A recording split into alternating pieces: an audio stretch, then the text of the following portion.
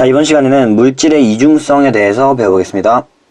빛이 파동과 입자의 성질이 있다면 입자도 마찬가지로 입자와 파동의 성질을 둘 다 가지고 있을 수 있다는 것을 생각해낸 거죠. 그래서 드브로이가 물질파라는 개념을 고안해냈어요. 그리고 이 물질파는 다른 이름으로 드브로이파라고도 불리죠. 드브로이파에서의 파장을 구하는 방법이 지금 공식으로 나타나 있는데, 파장은 m 곱하기 v, 그러니까 운동량 분의 플랑크 상수이다 라고 나타낼 수 있는 거죠.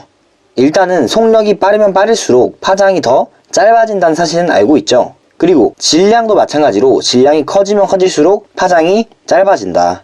그래서 이 물질파에 증거가 되는 두 가지 실험이 있는데요. 하나는 데이비슨 거머 실험이고 다른 하나는 톰슨의 전자선 회절 실험이죠. 그래서 데이비슨 거머 실험을 먼저 봐보면 지금 니켈 결정에 전자선을 막 입사를 시켜준 거예요. 그런데 많은 전자들이 특정 방향으로 막 튀어나오기 시작한 거죠.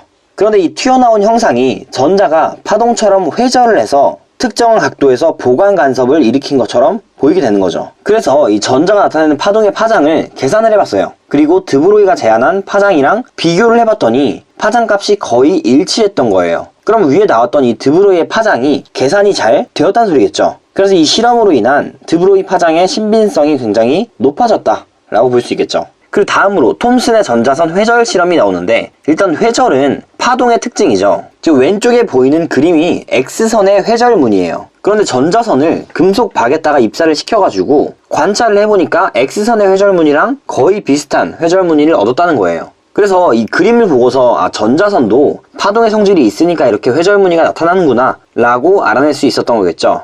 그래서 이 실험을 통해서 더욱 물질파의 존재가 확실해졌죠. 다음 페이지로 넘어갈게요.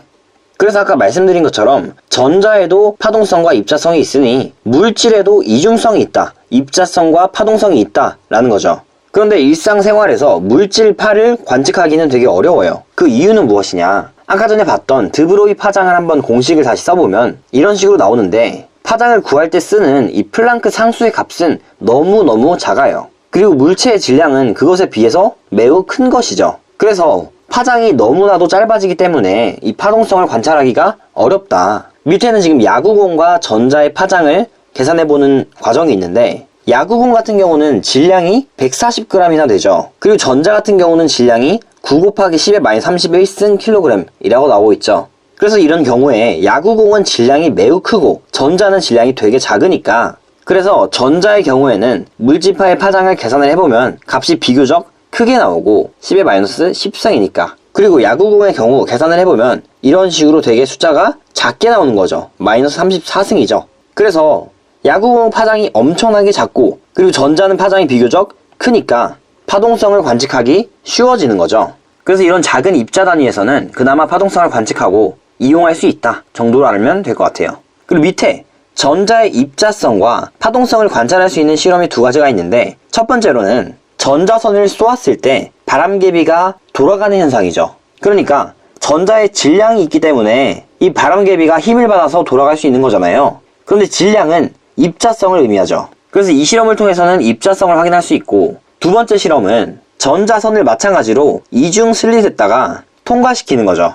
그래서 스크린을 확인해 보니까 전자의 양이 많은 부분, 적은 부분, 많은 부분, 적은 부분, 이런 식으로 보강 간섭과 상쇄 간섭이 나타나는 간섭 무늬가 형성된 거죠. 그리고 간섭 무늬는 파동성에 의해서 나타나는 현상이죠. 그래서 두 번째 실험을 통해서는 전자의 파동성을 관찰했다.